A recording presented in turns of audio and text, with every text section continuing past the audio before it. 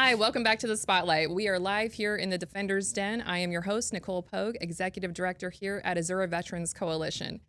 And today, before I get into our guest, I would like to first thank our production crew, Andrew and Jack with Happy Jack Media and Death to Night Productions, for all the great work that they're doing behind the camera, not only for the Spotlight, our podcast, but for my organization as a whole.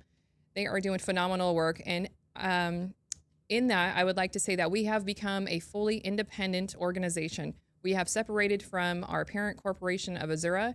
We are now our own standalone organization. And with that comes zero funding from our parent corporation. So we need your help to help us to continue to serve the veterans in our area. We have a plethora of services, and we have our new lounge. We have the Spotlight. We have the women's group. We have yoga studio and music, and we want to promote everything that we're doing so we can continue to serve the population that is desperately in need of everything that we offer here. We are a one-stop shop. We have veteran service officers. You name it, you can get everything that you need done here. And if we can't help you directly today, we have, as a coalition, other organizations that are available to you that we know who have the funding, that care, that will show up and will help you get you back on your feet and on the way. And we'll help you and your family. So please, if you would like to help us out, the QR code is on the screen. You can visit our website. You could also share this podcast. Just gaining awareness is also very helpful. Come down, show your support, have a cup of coffee, and let's talk.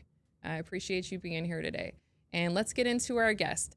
From P.A.W.S.S, a nonprofit organization who are helping train service animals to help alleviate symptoms of PTSD and TBIs and mental health, to better the individuals and their families. Today with us, I would like to introduce these fine folks, our co-founders here, Ryan and Janna. Thank you for being on the show today. I know it's a hot one, and I appreciate you coming here with your guy, your service animal, Bucky. Yeah. Thanks for having us. Yeah. Thank you for having us on today. Where do you guys hail from? I'm originally from California. Grew up in Anaheim, California. Kind of a beach kid growing up, and ended up here in Arizona. And I'm a country farm girl from Kansas. Wow. Across the nation. Yep. Where'd you guys meet? I met Janna when I was stationed at Fort Hood, Texas. And the day I met her, I've never left. We've been pretty much inseparable for the last 25 years. We actually just had our 23rd year anniversary, June 16th of last year, or this past month. And so. Wow. Congratulations. Thank you. What'd you do for your anniversary? Did we do anything? We had gone up earlier a couple months ago up to Shola or Pinedale. We went up there for about 5 days and got away from we have 4 kids and 3 at home with us right now. And me and her just went up for about 5 days and didn't have to be adults. So that's what we did. Love it. Yep. I don't like being an adult. No, I don't either. It's overrated. It's too much work. So you guys met in Texas. You're in the military at the time. Yep. I had been in for about a year and a half. When I met Janna, I was stationed out at Fort Hood. At the time I was a driver of a tank, and so I got to play on tanks every day. And I met Janna, and I found a soulmate. I mean, it's pretty cliche, but I never thought I would have anybody that was my polar opposite. We are just match made in heaven, kind of. I mean, she's been my rock since the day I met her. Aw. And Try. Yep. Try. So pause. How'd that come about? Before we instead of just talking about your service, that it's all entailed here. Yeah, so we're Pups and Warriors side by side, or better known as P.A.W.S.S. And we started P.A.W.S.S in 2021. After I had another service dog, I had actually 2, that had helped save my life. And after COVID had happened, the world had got really small and kind of crabby, and everybody's kind of out for themselves. And my mental health started to decline, and we wanted to be able to give back to the public or to the veteran community. First responders, there's no programs out here. What we do for first responders where we help get service dogs from. And then when we started it, we opened it up for the family members. And that's where we are really different than 99% of the groups out there. Is my passion especially is to help the children of veterans and the first responders dealing with PTSD and other seizures. And that's where my passion kind of is the first responders, and that the family component is what's been lacking. And at P.A.W.S.S, it's you can't heal the veteran without healing the family. Yeah, that's absolutely. one of our mottos, and that's something we live by. It's our motto at home. When Dad's having a bad day, my girls take care of me if Janna's not there. I've got a pack of kids at home that take care of their dad. My daughters have been my mom figures and other figures for me since, Probably the last 5 years. about the last 5 years. It's a pretty inseparable pack we have, and we wanted to be able to give our pack to other families.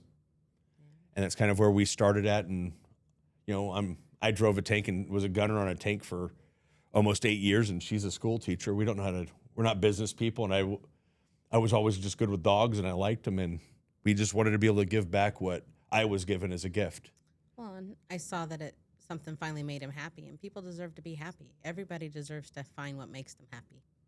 Yeah. And, you know, Dr. Carl Forkner had been on the show, and he said when people leave the military, they lose 5 things, right? Yep. And through your program, you give them all back.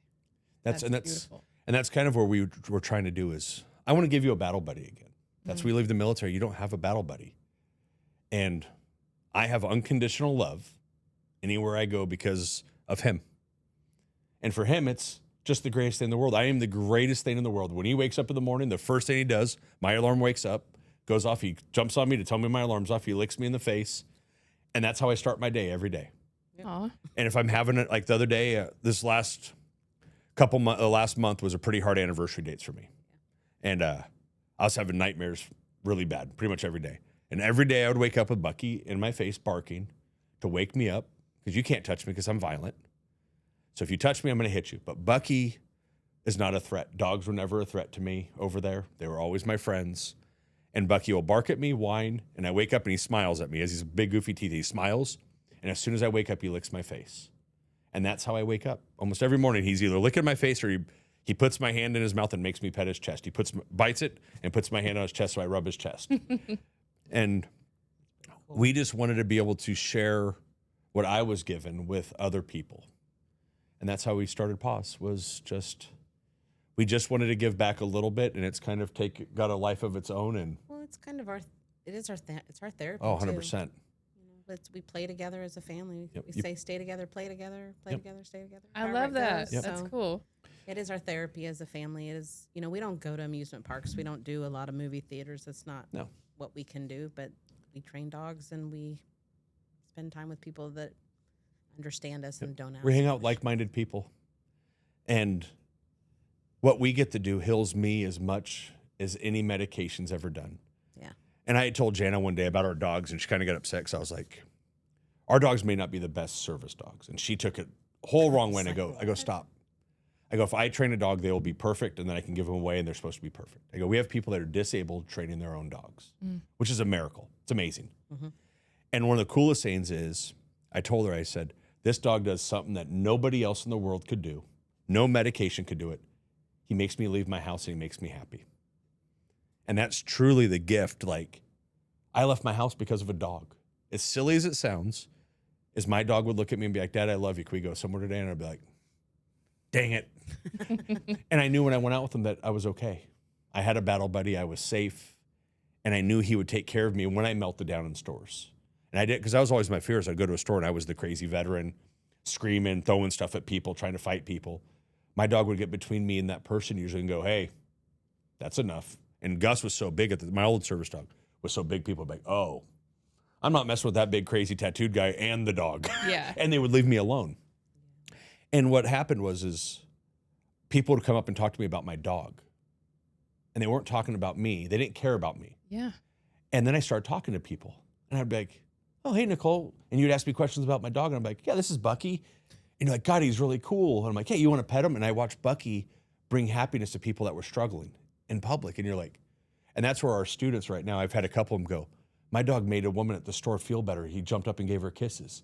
And you watch how proud they are. And it's really impactful on different levels that I can't even explain in the hour we have to do this, of the impact these animals have, not on myself, but people just in the public. Like, I've watched Bucky change people's lives that you have no clue what you've done for them. Yeah. It gets the veteran out of their head. Because I know for me, I feel like all eyes are on me all the time. I'm always on. I feel like I'm in the Truman Show. But when you have the animal and they're like, nobody gives a shit about me. Nobody's looking at me. They're looking at this beautiful little And then Cute animal. even when I'm Takes talking us- to people, because they focus go, on "What's he it. do for you?"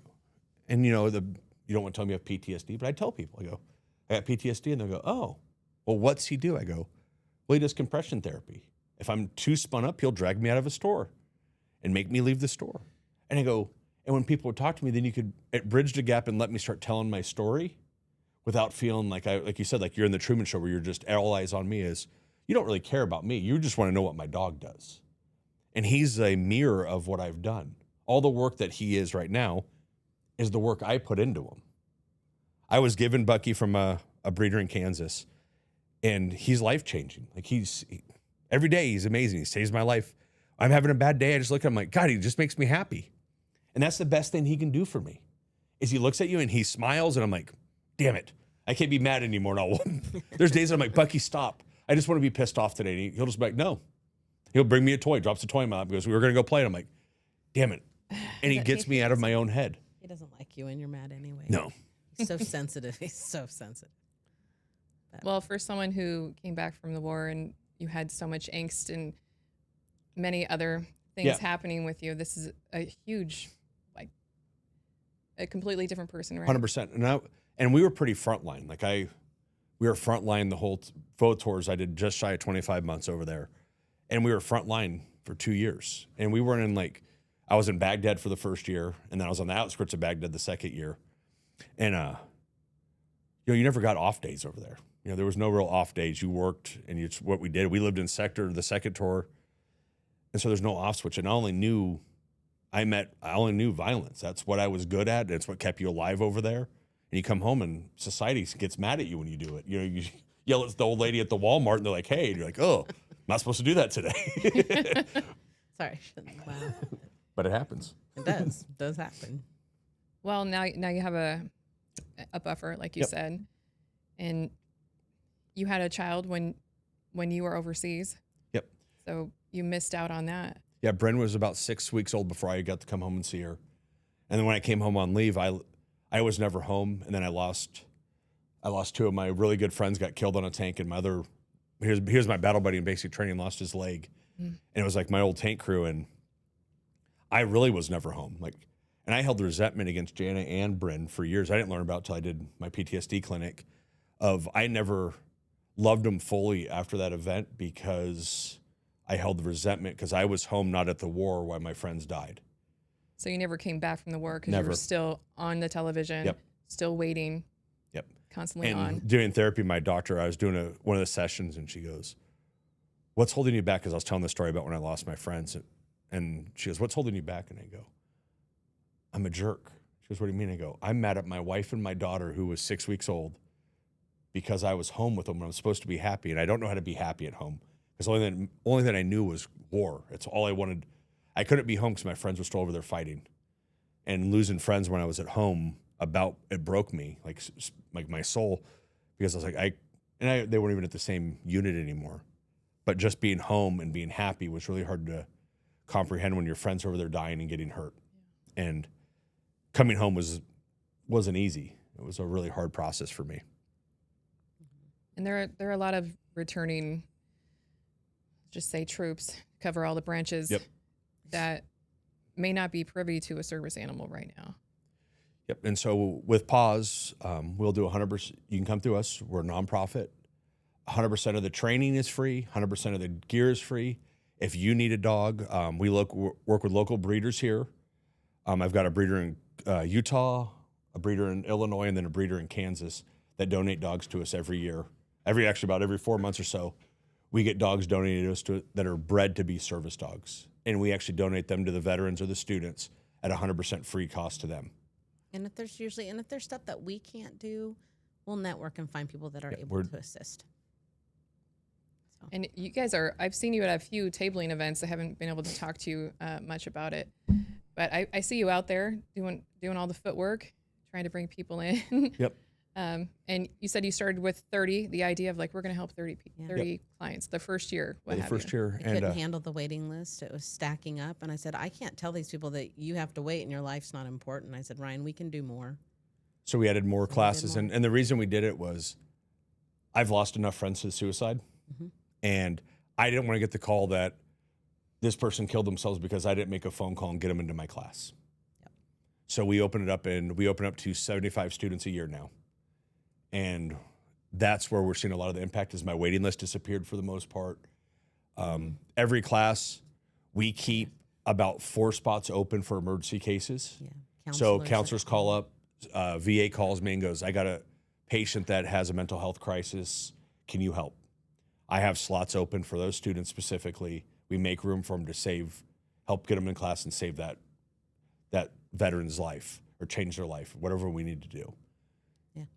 That's cool that the VA has you on speed dial there. Yep. So is it specific social workers that you work with? That's pretty open. I get calls. I just got one from a new one the other day, and they're like, hey, can you explain your program? I explained it. She goes, I have a patient. She goes, I'm sending them over right now. But we're not on like their main. Yeah, their main thing. We haven't registered with them. Some word of mouth. It's word of mouth. The expenses, and when you start, you know how it is. If you start a nonprofit, it's small. But we are getting out. There's a lot of mental health providers that are outside the VA hospital that are using us too. Yeah. That are going, hey, if you need a service dog. And we've even opened up to some of the counselors because they go, come watch what we do. I can sell you my program, but come walk in the door and see the students, how they are.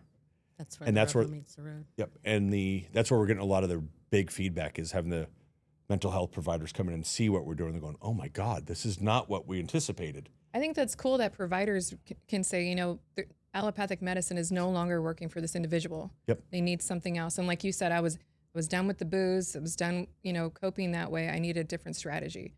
And like the medication just wasn't working. It was numbing you out.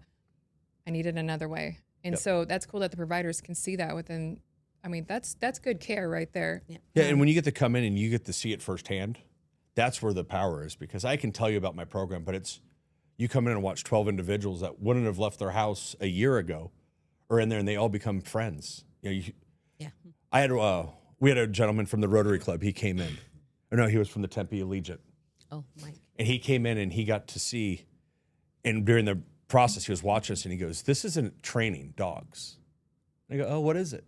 And he goes, you've built a community. And I go, that was really well put. And he goes, you've built a community here. And I go, oh, you see what we're doing. And it was really cool and powerful for us because that's what we've been preaching this whole time is we want to build a pack, the community. And because we have to take care of each other. We have to be able to take care of each other. What else did you call it besides a pack? You called it a platoon? Yeah, that's how we run as a platoon. I love that.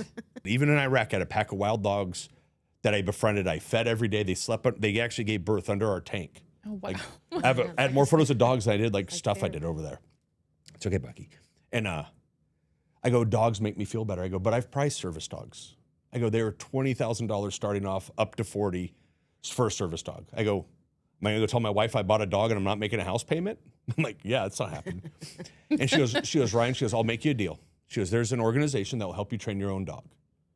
She goes, the only thing is, the stipulation is you have to go inpatient for 30 days.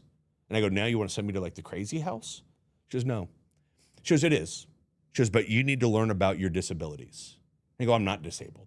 And she goes, you're so disabled, Ryan. She goes, it's who you are. And she explained it. She explained the coming home from my war, and that's where I got that. She goes, your soul's tethered. How do you fix the flag when it's ripped? You got to put it back together. So I went inpatient for 30 days, and I learned about my brain injuries. I learned about PTSD, and we had Vietnam veterans in there, and I learned that I didn't want to be them. With the sustained moral injury. Yep. And they come home, and they're never able to speak to their families. And I go, and I said when I went in there, I was mad that they were there because I go, they don't know anything about my PTSD. And the guys I learned the most from and understood and respected the most were the combat guys from Vietnam. Because for 40 years, they've never talked to their family. And one of my buddies there said, Ryan, he goes, thank you for talking for me. Because I would get up and I just went in there and just was like, blah. Because I had made up my mind to go, if this doesn't work and the dog doesn't work, I'm killing myself and I've done everything I could, I'm okay. I was okay with where I was. I'd made peace with it. And the day he told me that, he was like, you talk for me and I don't have to do it. And I said, I can do that. I said, I can be your voice. And that's what I was telling you earlier. I go, it was because of Chris. He goes, thank you. And I was like, these guys don't have a voice. And so I got out. I was training my first service dog. The first day I went to service dog training, I sat outside the building for 30 minutes and sobbed. And I took a note of everybody that walked in, what car you were in, what dog you had, full scouting report. And I walked in, and for about 6 weeks, I sat in the corner and never talked to a person, and I cried every week I went in. I really find that hard to believe that he didn't talk to anybody because he loves to talk. Can't tell. Yeah.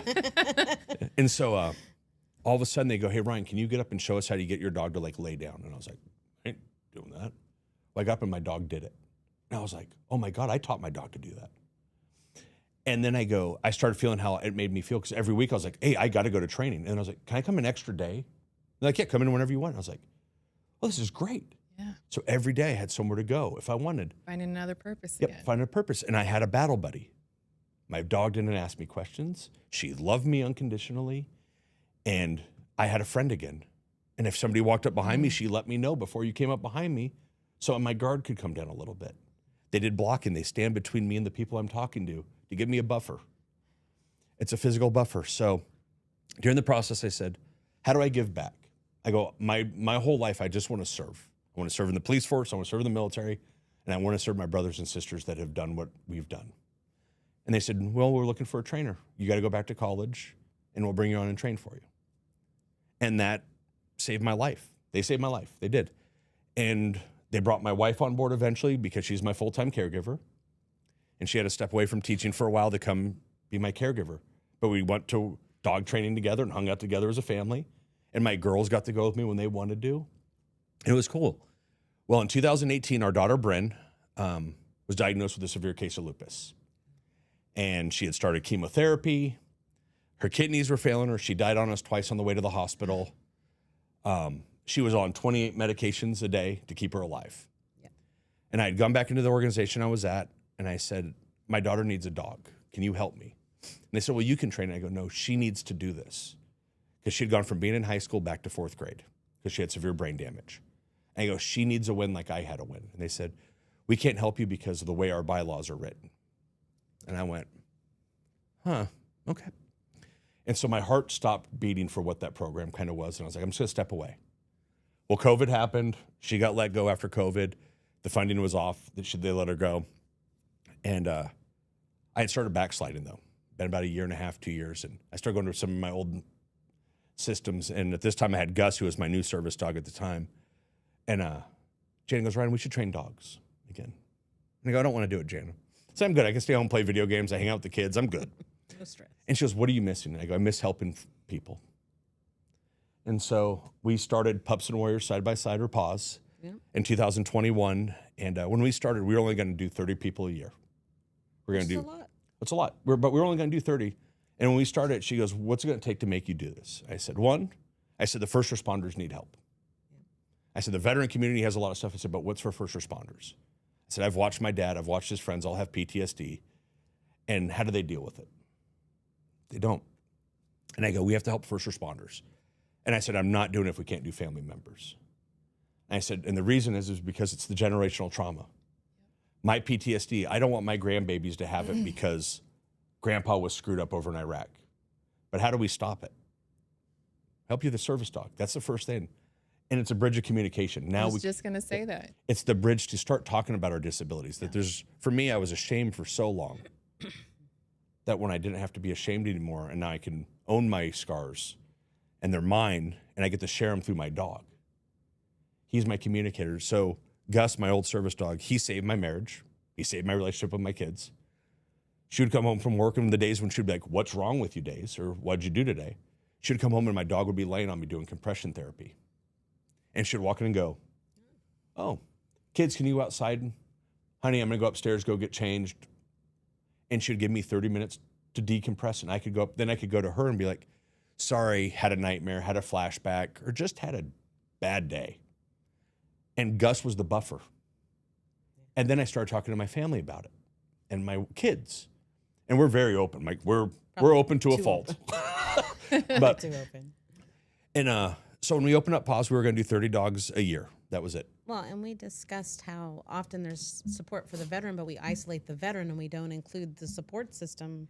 And it's like, how do you heal a veteran and just isolate it to one person and not the whole unit? You can't. They're all in it together. I like how you say it. Like, that's perfect. Yep. And that's where we are different than a lot of groups too, is we want you to bring your family members in. Mm-hmm. We don't want you to do this alone. So if they're married, they have kids, they have a friend, we go, don't come alone. Come with a friend. So your friend, you have somebody to share it with. Well, and oftentimes it bridges that communication gap where they have it and they're like, oh, my husband does do that. He just, and it's funny because you'll look around the room and then you'll see, you do that. So, you're like, Yeah. It's kind of like, you're not crazy. It's not just you, and you are so not alone. That's why peer support groups are so helpful, because you get to hear your story through other people's stories. And it's so powerful when you're said, like, yeah, I do that, so. Oh, and we use our daughters. Our daughters go with us. They've been with us since day one of opening P.A.W.S.S. So Ireland at the age of 13. 13? 14, 13? About 13. I think the years are flying by fast. Has been helping save lives at 13 years old. Like my daughter Bryn's been doing it since she was like 5 with me. And she's 22 now. And my daughters go with me every week to train. And I get to watch my daughters make an impact on people's lives that they don't even understand. And for me, that's like the coolest proud dad moment ever. Yeah. And all they're doing is just helping their friends.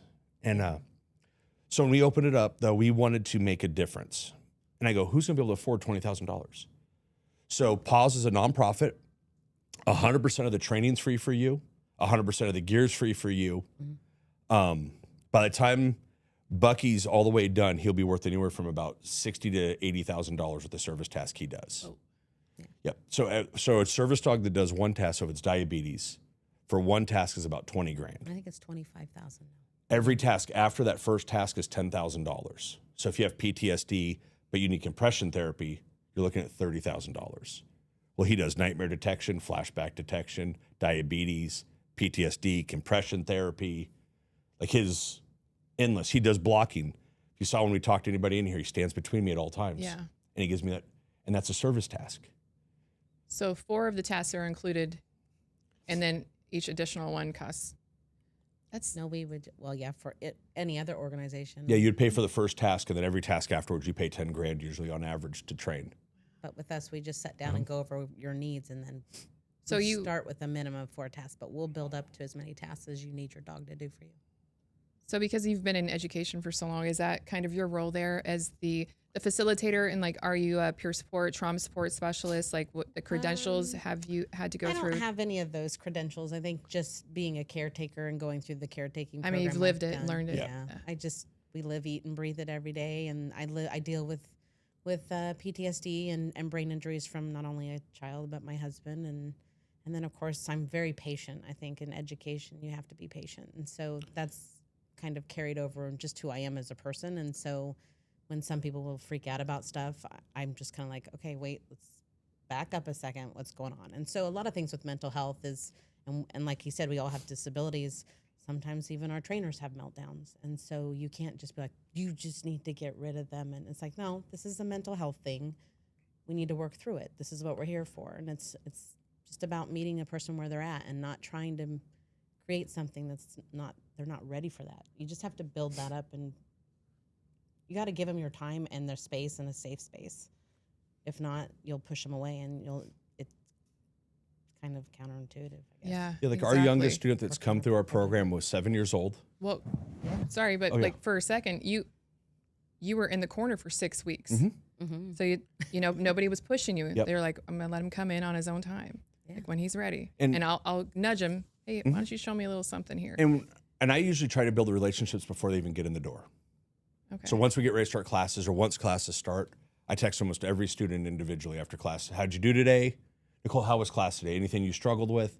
You did a really good job with X, Y, and Z. Mm-hmm. And we build the relationships up. Hey, you have any other questions? And we just become friends. Like I've told people, I go, you got work today? I go, man, I don't work. I go play with dogs and hang out with my friends. Yeah. That's all I do. I'm the lead trainer, so I do all the training, all that. Janna does the curriculum outlines. She was a curriculum instructor. Yeah. So she does all the homework part. I don't do no paperwork with me. It'll be lost. Yeah, but like any the dog stuff, dog training questions, the mental health aspect, I usually handle. But what's cool is like our daughters, like Ireland's 17, when we have kids come in, I can't relate to the kid. So I use my 17-year-old daughter. I can go over and speak kid to them, and my daughter goes over and helps the kids out. She just pretty much helps anybody. Yeah, she helps anybody, but like... That's beautiful. And we kind of tried to get it so we have a group for everybody. So we have female trainers. I've got kids. I've got people with PTSD. I have Vietnam veterans that are coming on board that were students that want to be trainers. We have first responders. We have 2 police officers that were first responders. because they can link up with the other first responders and they have like-minded. But every trainer has had to sit in the chair and go through the program. Yep, so all of our trainers are volunteers. We have 13 trainers on staff right now. So when we have classes, what we try to do is have a trainer per student. So if you're having a bad day, I have a trainer that just sits with you and walks you through A, B, and C, all the steps. If you're just having too bad of a day, that person will go take your dog and work with it, and you just sit in the chair and hang out. And I usually give them like Bucky. You go work with Bucky. If your dog's being a jerk today, take my dog so you can feel what it feels like, and then you can go home and work with your dog. Because a lot of times it's us, not the dog. Your anxiety is too high, the dog feels it, and they don't want to go do cool tricks. They want to take care of you. So when my anxiety, see where his head is on my foot, I got emotional earlier, and he put his head on me, and that was his going, hey, Dad. Gonna ground you. He's grounded me. And that's what he did. So I don't know if you saw him. He moved over on me, and that was why. Yeah, and before the show, we were doing a post-interview, or pre-interview, and I was, feeling a little anxious. We haven't done a show in a couple of weeks because we had a tragedy, and he kind of geared up a little bit, and you said it's because he can feel your anxiety. Well, you're like what do you say? You always say they're like you're plugged into a heart monitor at a hospital where it beep, beep, beep, beep. But when your anxiety goes up, it beep, beep, beep, beep, beep, beep. That's what they can sense from you. Their nose is a heartbeat monitor. It's a way to describe it. It's cool because if you can't recognize that within yourself, you don't know when you're getting elevated, and then you just have the snap, the animal can interject right there. Within 5 minutes of having a seizure, diabetic thing, he will alert to him within 5 minutes. So we were at Home Depot, and we were talking to a lady there, and Bucky, it's pretty serious. He's a pretty serious dog. When he's working, he's dad's, and that's it. And an older lady had walked up who worked there, and she was there with the female veteran who was having a breakdown. And Bucky kind of was looking at her like, I don't really want to help you. Well, all of a sudden, he goes from doing this, and he jumps up and starts barking at the older lady and hitting her. And I was like, he won't stop. And now I'm getting mad because I'm like, dude, you're not supposed to do this. I go, ma'am, are you okay? And she goes, well, I have some lung problems. And about 2 minutes later, her phone goes off, and she goes, my heart monitor's going on. She goes, I was having a mild heart attack. Wow. And she was on a list to get in, and she goes, they monitor my heart, and if it goes bad, they have to come pick me up. And she goes, I have mild heart attacks all day. And he picked it up on her. And they use their nose. So anytime your chemistry changes, they just smell the difference. So if you have blood sugar, you smell sweet. They go, this is your normal baseline. Oh, you spiked. They pick up on before monitors do. Amazing. Well, I always think about when I was pregnant with Mason and I went into labor and the dogs knew before I even. Oh, 100%. Yeah, they wouldn't walk in the room with her. They wouldn't even come near me. I was like, why aren't they coming near me? Yeah. Oh, okay. Well, now I know. How many animals do you have? Oh, God. Oh, too many. Well, we have 4 of our own. And we have a poodle right now. We're fostering for. We just picked her up on last week, and she's going to a veteran. Miss Pearl. She's going to a veteran. She was donated from the Coral Squad up in Utah, and they donated Pearl to her, and so she'll be going to them on Saturday, I think. So we're helping do the potty training and get them through that first kennel training and potty training for them, so they can kind of get a dog that. We're starting to add a different program into our. I shouldn't say a different program. It's like an extension where sometimes in service work for people, the disabilities, like you said, how do I handle a dog if things are going crazy in my life? And we find that sometimes putting a puppy, even though they need a clean slate with a new puppy, putting a new puppy with a person who can't handle the potty training, can't do the constant bathroom breaks and the whining, it's a problem. So we're starting a program with one of our breeders here, Front Row Doodles. She's donating an English doodle to our daughter, Bryn, and Bryn's it's going to be called, her daughter's name will be Iggy. For Iggy 6. For Iggy 6. Nice. And so what she's going to do is we're going to breed her dog, and then we'll have puppies, and then we'll raise these puppies up to about 20 weeks, we've discussed, to potty train, kennel train, and then home. Then we'll help donate them. And so my just daughter. alleviate that stress. You do that in your home? We're going to. Yeah. Oh, my goodness. So my daughter, Bryn, she's the one that has lupus. And so this year she got put on Social Security. She can't work. And the doctors had told us a couple of years ago, they go, she's never going to work. I'm like, she's going to work. Well, she's not going to be able to ever hold a normal 9-to-5 style job. And she loves dogs. And so she's linked up with Kelsey, the breeder, and they've worked out. And so Iggy, her name's going to be Iggy, but it's for mental health, suicide prevention dogs is what she's donating. So Bryn's going to breed these dogs and then donate them to P.A.W.S.S to give to veterans for suicide prevention. Wow. And that's really cool is this, since we started, we've had 43 dogs donated to us from local breeders and around the United States that are dogs that are genetically bred to be service dogs. And we've put through 235 teams. Yeah, we've had over 235 people since 2021. We've had over, And this year we're putting through 75 students through our program. It's just about $3 million is what we're putting through our program this year alone. Say what? Okay, so let's go there. How do you get your funding? Everything for us is 100% donations and grant based. That's it. That's all we work off of. And we've been asked, people go, well, you should charge the students. Like, I'm never going to charge a veteran to come in to save a life. Who qualifies to use your program? So any veteran, anybody that's served, if you have a disability, first responders, and we added in the family component. So if you're a member of a veteran, you're 100% able to come in our program. And we provide everything. Yep, everything. Like I said, the training is all free. You come in. What they do, our program lasts about 8 months on average, our classes, and we run our classes an hour and a half each week. We train in Tempe at the American Legion Post 2, and you bring your dog in, and I train you to train your dog, and then for the week, you go home and train your dog.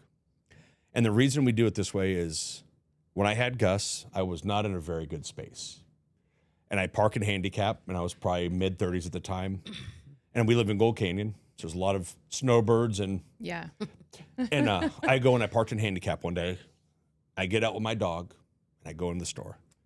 And it's one of those days I'm like, please nobody talk to me today. Like I'm at 10, and I was hot, and a guy goes, sir, come here. And I'm going, oh God, you don't want to do this today. And the guy walks up to me and he goes, who trained your dog? I was like, well, that's not what I was expecting. Because he followed me from my car to this, and I just kept ignoring him because I'm like, it's going to be a problem. And he goes, who trained your dog? And I said, I trained him. And he goes, that's the best trained dog I've ever seen. And he walked away. And it was like when I had graduated like basic training, it was the first time I had accomplished anything since I left the military. And this was probably about 2015. I got out in 2006. And it was the first time in my life that I felt like I was worth something, and I succeeded. And Gus was donated to me. He was almost $4,000. He was a giant schnauzer from a breeder in California. And he was a gift of life, I used to say. And so me and Gus, like I made a deal with him when I was going through all my agoraphobe and couldn't leave, is me and Gus were sitting out back one day, and I was just in my own head. And I was like, I don't want to live anymore. And I go, I can't kill myself because I have this stupid dog they gave me. And he just loved me. And so I made a deal with Gus. I said, every day we're going to leave the house. Because that's the hardest thing for me to do is once I leave, I'm okay. But I have to go out the house. I said, every day we're going to go to the store. And for my brain injuries, my doctor said, you need to cook. I go, I don't cook. So she goes, go find a recipe and cook that recipe until everybody's sick of eating it. And then find a new one. Yeah. So I would go every day to the store with Gus. I would buy the recipe. And then I would do it off a phone. Then on a note card, then I had notes, and then would try doing it off the top of my head. And I would go every day with my dog to the store, and we cooked. And he would sit in the kitchen and cook with me. He laid at my feet just like this. That is such a great idea. I love that. And then the days that I had a crappy day, there was a McDonald's in between me and Bash's. And we'd stop by Bash's, or the McDonald's, and me and him would eat ice cream when the machine worked, because that machine never works. But we'd get an ice cream cone, but I left my house. And that's where I started to be able to put one foot in front of the other again, of going, okay, I left today and the world didn't attack me. Well, and I think quite often, they don't prepare you to come home. They didn't educate us. And I'm sure there's things in place today, but I feel like today with both spouses working and you're in a house and you have kids, there's so many distractions that you don't have those conversations. You just are like, oh, he's just being in a bad mood. And then you're just like, oh, I did something wrong again, but you don't have those conversations because sometimes is it going to be worth having a bigger fight over something, or do you just like, I'm just not going to? And so I just think that. Yeah, because there's an eggshell walk. Oh. And then when you don't. I talked about writing a book called Walking on Eggshells. That's what it is. And then when you don't communicate past that, then you build the resentments, and then all of a sudden there's this huge blow up. You're like, where did that come from? Well, it came, so acting on the occasion, right? You give them a little bit of space, and then you approach. Right, and that's where the animal comes in. And we have we've got code words in place. If I say blue, we're done talking. That means blue is my final, because I don't fight I fight to win. So I will fight to listen. I don't fight to listen, and you're not going to win if I'm in that mindset. I fight to win. It's what kept me alive for 2 years over there. I have no off switch. So if you want to argue with me, I'm going to be the biggest jerk you can do. And the reason I do it is because it stops the fight. I match I can't think of the word. You match aggression with aggression. So if you bring a knife, I bring a gun style. So if you attack me, I'm going to stop the fight here because I can't go any farther. And I'll be like, Blue. And that just means, please, we're both going to shut up. We're going to walk away. I'm going to take my dog. We're going to go lay upstairs together. He's going to lay with me and love me because that's what he does. And he'll just look at me and be like, Dad, you screwed up today. I'm like, I know, Bucky. I'll go down in a minute. I think building that self-awareness is key, right? We have to learn about ourselves first. So you go to treatment and you learn about your disability and how you show up in the world. And then what are the tools that you can pick up that will help you along the way so that you're not so aggressive. And you're like, okay, this is coming up for me. I know I react like this, so let me stop it right here. So I can go take a beat, breathe, do what I need to do, and I can come back to the conversation or the situation instead of just leaving my cart at Walmart and jamming. Because I've literally been, all of your scenarios, I've lived that, bro. And for people to hear that out there right now who are suffering like you and I have, this is huge. Well, it's cool. Like, so when I go to Walmart or Target and I start to melt down and I don't know it, my dog pulls me outside like he has to pee. And I will go outside. So you have an excuse and you don't have your head down. You're not beelining. Literally. And so somebody tries to talk to me, I'm sorry, my dog has to pee. And I didn't know what he was doing at first. Gus used to do it. And so Gus would squat to pee, but he fake peed, he lifted a leg. So we were at the store one day and I walked outside and now I'm mad and I'm like, go potty. And he lifts his leg and just looks at me. And I was like, and it took me a minute because you're in your own headspace. That's the problem is we can't, how do you get out? And I'm sitting there and I'm looking at him and I'm like, you just want me to pet you. Well, I start petting him and I feel like my hands and I'm shaking and I'm like, you're the smartest. Like you're so much smarter than me. You tricked me to make me go outside. Well, and we see that at class too. All the time. People come in like, and they're just, my dog is just doing this and this. They're like, how you doing it? Yeah. Because whatever. And then I go, well, I guess I am a little upset. So whatever you feel, we always say, whatever you feel goes down the leash. Oh, I love that. that. The dogs are very empathetic. Yeah, so like if you're anxious and you're holding the leash like that, there's something wrong. And the way we teach you to walk the dog is real loose. So when you get tense, that means there's a problem. So you're like this, shaking. The dog's like, hey, Mom. Something's wrong. So people that tap their feet, we teach the dogs when you tap their feet, come over and put a head on you. Because a lot of he's doing and what happens is when you pet your dog, it's a twofold thing is you release all the dopamine and serotonin, all the happy drugs in your brain, which most of us that were adrenaline junkies, they're burned out and you can't release them anymore. Yeah. That's why we do high stakes adventures and stupid stuff all the time. But when you pet your dog, it releases them and it releases it in them, which makes your bond stronger. And we talked about training dogs and selling them. The problem is if I train a dog and give it to you, he's in tune to me. The bond is with me. So 95% of the time he's working for me. And when you take him home, you'll be like, I really don't care for you. Where's that other guy at? But when you train your dog, by the time you're certified, your bond isn't, you can't break it. Nope. And that dog will do that.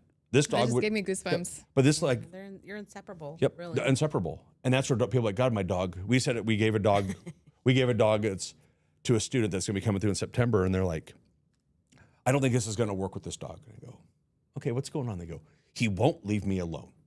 He goes, if I go to the bathroom, he's at the door. If I go outside, he's at my feet. And I go, oh, you have Velcro. I said, that's a service dog. I go, what does he do when you're upset? He goes, well, he lays on my chest. I go, he's working. They're inseparable. He's my shadow. Mm-hmm. Anywhere I go, I've got my battle buddy like I did when I was in Iraq. I'm like, oh, Ritter's with me today. I'm like, cool. Like, Ritter was my battle buddy over there. We did everything together. And I'd be like, whoever it was. But that's who Bucky is for me. Like, I go out, I know exactly what he's going to do, and I can feel him. If somebody comes up behind me, he cues me. Gus used to put his head behind me, and if he walked up behind me, he'd hit me in the leg to let me know someone was coming up. That's awesome. Which takes all of the... It takes the hypervigilance away. 100%. And then I could go, you can ask her when we... Well, like just going to the grocery store line to check out. Mm-hmm. That's... My dog lays behind me. One of the hardest places for him. Yep. I still stand sideways. Yep. Yeah. I don't do it anymore. I don't have to. He doesn't have to because you're blind. Because he lays behind my cart, and you've got to step over my dog. My buddy came, we did an event with American Legion. They did a fundraiser for us, and my buddy went to it. And he goes, normally I sit against a wall. And it was it was mainly veterans. And he goes, you couldn't have fit a credit card against that wall. He goes, all those vets were stuck against it. He got shoved into a trash Yeah, he goes, I was by a trash can. And I was like, yeah, I go, man, you're not getting, I go, we're pretty serious about it. But you can ask her for 12, 15 years, I never sat anywhere but a corner in the back of the room. And I went out today with my dad and my buddy, and I sat with my back to a door. You did? Yeah. Well, that's pretty good. But I can do it because I have... Sometimes we can't. depending on the day of the month or whatever anniversary's coming up. But like today, I sat there and go, I don't worry about it. Like I've got my dog, got my friends.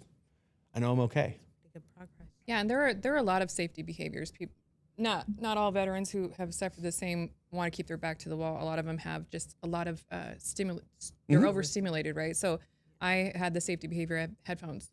Like always wore them. I still do sometimes, but like I've had to titrate off of that, and That's not been easy. it's not easy at all, and it's a daily thing, and then the tinnitus is always so strong and it's constant. So how do you overcome that? And learning how to not just give up, learning how to work with somebody else, understand, communication is huge. Working with the family as a whole, meeting people where they are, and gaining that self-awareness and knowing that about yourself, and breaking the shame spiral, knowing that you're not alone. What else am I forgetting here? Because you just covered the entire gamut of what most really of these guys are struggling with. One of the males and biggest females. things that we've added into our program is every trainer we've pretty much vetted, because we've had them for a year to 2 years. There's a zero judgment when you come in my room. So if you come in and you judge one of my students, I can't have you on board as a trainer anymore. I'm sorry. And the reason we've done it is because I have no room to judge anybody's trauma that comes in that door. I like to say that there is no hierarchy in trauma. Nope. No. And No so one does not trump the other. everybody that we brought on is very empathetic. They take time to learn about their students, their trauma, if they want to share. And that's one of the biggest things that I think we've added is that judgment-free zone. Come in and you get to be yourself. Yeah. If you come in and cry today, cool. You came in and cried. It's okay. Nobody cares. We've all been there. And I've noticed even just being around some other organizations that sometimes they think disabled means unintelligent. And I don't know where we equate the two, but I have seen a lot of people talk down to people with disabilities, and I'm like, they're not unintelligent. They just have a disability. That bothers me, and I said I don't ever want someone to feel that way. And then you talk to veterans, and they're like, I just felt like you're going to be like all the rest. You make promises, and then when you finally come to the door, it's not going to be delivered. And that's not who we want to be. Well, we're here to say that is untrue. Yeah. These people will meet you where they are, where you are. And you've heard their story, so you know where they're coming from. And you guys show up all the time. You're there. You're like you said, it's not my job. It's what I get to do. And it's changed your family's lives. Oh, yeah. And you're changing hundreds of lives. You started with 30, and now you're 230 something now. 235. That's phenomenal. And for me, it's an honor. Like, I get to be part of somebody's, and we're not a huge, some people it's a huge part, but we get to be part of somebody's healing process. We get to be an advocate for you and get you in the door and just help make you a better person than you were when you came in. It's kind of our goal. Well, I feel like we're empowering them to do that for themselves. We're not making them better. They're doing all the work. We're just supporting them, and we just love them. That's our biggest thing, is just come in and just be open to love, because Janna's going to hug you and give you kisses. I hate to tell them. We have students like, she hugged me. I'm like, she's going to hug you every time you come in. Sorry, that's who she is. There's a few I can. I just have to do knuckles. We got to break down some barriers. Yep. We start introducing boundaries with people, and letting them know that they're safe again in the world, and it's okay for them to go back out there and that they're not alone. Yep. You guys probably receive a lot of phone calls too while you're doing the training. Oh, yeah. Always. Yep. So that's great that you're on call with them, and you're training the animals in your home. I'm like, what else do you do? This is amazing. I'm really glad I got to meet you and share your story with our viewers, and hopefully you can share the show and we can get it out there so more people can find out about you. We can get you funded, and even more, so you can help. That'd be huge, people. because it's. Well, we feel like it's a networking thing, Everybody helps one another. We're all in this together. Yeah, this is we can't do this alone. We have to use the veteran community, different organizations, because we're in it together. And like you, as a caretaker, right? Co-op Survival is one of our. You guys know who they are, Sharon from Co-op Survival. She makes the leashes. Yes. Oh yeah. Yeah. When they say it's not about the leash, it's about the conversation. So we all have to work together as a family affair. It's first responders, it's everyone out there on the front lines, whether that be in hospitals as well. Everyone shows up in different ways in the world. Yeah. So civilians, everybody matters. Everyone's struggling with an unseen trauma, unseen wound. Everybody's struggling with something today. Like I always say, please be kind. It's the freest thing to do in the world, and you can change a life with a smile. Exactly. So true. And trauma doesn't. I always say trauma doesn't discriminate. Nope. It doesn't. Your trauma, whatever happened to that person, can affect them 100% differently, but they need help just as much as I did. Yeah. Let's break the stigma and start talking about it and start healing so that we don't pass it on to the next generation.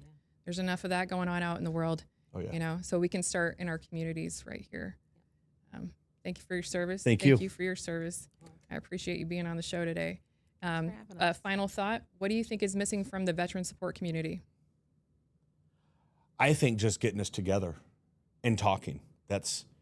We have to find ways to get together. If it's music, if it's the dogs, but we have to be able to take care of each other. And that's where I always said, I can't hold anything against the VA. They've always been really good to me. I go, but people have struggled. I go, but I can't badmouth anything if I'm not doing my part in the world. And that's kind of where you've got to find your niche, whatever it is, and it's being together. I think being together as the veterans, it's that pack. We call it when you come with us, you're a pack. And I think the veteran community, we're better together. Yep. Like, Yeah. I can hang out with almost any veteran and we have the same connection, Speak a very similar language. I can say the words I want to say that I can't say in public all the time, and nobody bats an eye. Yeah. And I think being together with our brothers and sisters is the biggest part. It's where we heal. I agree. And that's what you find here at the Defender's Den. That's why we built this place. Well, and that's good because I think right now there's a lot of different things out there. It's just knowing what's available. Yeah. And sometimes and people don't know to support good organizations that are out there because they don't know enough about them. So I think Getting we the word lose a out lot of good ones out there that don't get recognized because of just being overshadowed by so many things. It's just finding a way to get out there. So you got off my foot because I'm calm now. Well, I'm glad we both got to a nice level here. Okay, well, we're going to spread this out there and we're going to let everyone know about what you're doing. And about the Defender's Den, we offer all those services here for free. If you want to come down, have a cup of coffee, have some camaraderie, and let's talk about it, okay? We got the stage here, and we have music, military, medicine. We just have an open forum. Just come as you are. We'll meet you where you are. And don't forget that you are not alone. And if you are suffering right now, know that the Veterans Crisis Line is available to you 24/7. Just dial 988, then press option 1 because you matter. You're worth it. And if you need to talk, we would love to hear your story. So please take care of yourself, be kind, and thank you for your service. We'll see you next time on The Spotlight.